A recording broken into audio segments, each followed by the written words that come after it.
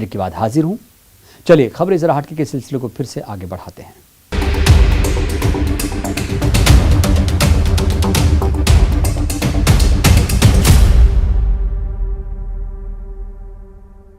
विधायक, मंत्री या फिर कोई आम इंसान ही क्यों ना हो, जब भी जी तोड़ मेहनत के बाद फुर्सत के पल मिलते हैं तो वो अपने मन की करना चाहता है,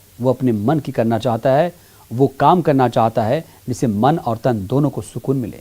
शिवराज सरकार के एक मंत्री और दूसरे विधायक इन दिनों अलग अंदाज में नजर आ रहे हैं। फुर्सत के लम्हों में गीत गुनगुना रहे हैं। मर के भी न बिछड़ने की बात जमाने को बताई जा रही है, अपनी दोस्ती की कस्में खाई जा रही है और दोस्ती सलामत रहे ऊपर वाले से गीत के जरिए ये प्रार्थना दोहराई जा रही है।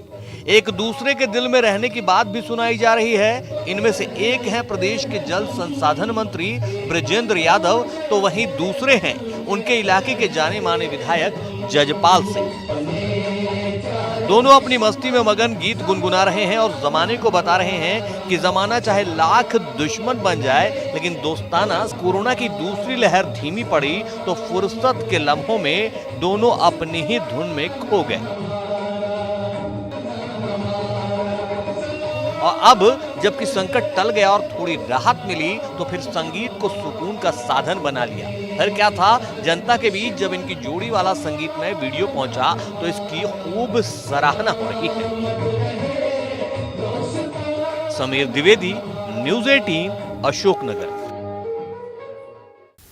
कलाकार आते हैं जाते हैं लेकिन कला कभी मरती नहीं। हाँ, जब इसे अहमियत नहीं मिलती तो वक्त के साथ जरूर धूमिल हो जाती है और धीरे धीरे अपना अस्तित्व खो देती है।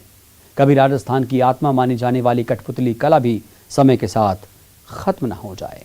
मैं देख राजस्थान की शहर पे जो शहर पे धागों और कांच की पुतली का खेल है कठपुतली। मेरा में क्या जलेबिया खिलाया। कहते हैं इस खेल में जिसके हाथ इनकी डोर होती है वही कहानियों का सूत्रधार है, वही असली कलाकार है। एक जमाने में कठपुतलियों के सहारे कहानी सुनने में जो आनंद मिला करता था वो कहीं और नहीं था।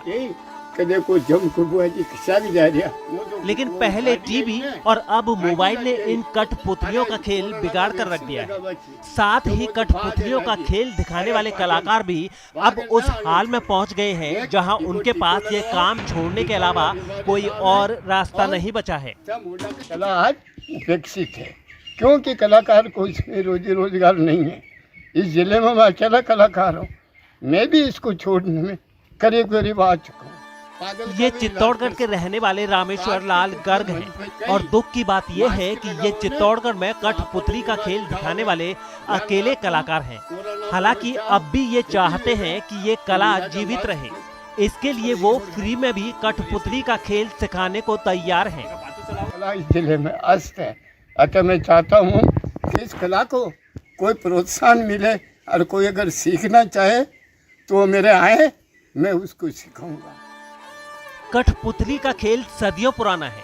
मैं देख राजस्थान की शहर पे जो शहर कहा तो ये तक जाता है कि माता पार्वती भी कठपुतली का खेल जानती थी और विक्रमादित्य के सिंहासन में 32 कठपुतलियां लगी हुई थी जो उन्हें कहानियां सुनाया करती थी। लेकिन अफसोस कि अब ये कला खोने के कगार पर है। बहुत पुरानी पार्वती के पास में भी ये कला थी, भगवान शंकर के छुपा के रखा था। उसके बाद ये कला एक तरह से विक्रमादित्य राजा जिसके सिंहासन था उसमें 32 प्रकार की कठपुतली थी। एक रोज कहानी सुनाते थे राजा को। कठपुतली का खेल इतिहास है, सदियों पुरानी विरासत है जिसे संभालकर सहेज कर रखने की जरूरत है। और अगर ऐसा नहीं हुआ तो फिर यकीन मानिए ये भी किताबों में दर्ज होकर रह जाएंगी। सुभाष चंद्र बैरागी, न्यूज़ 18, चित्तौड़गढ़।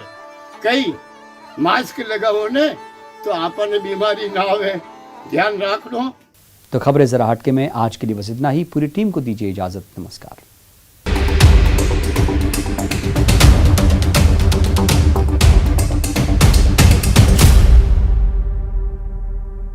करेंगे बस्तर और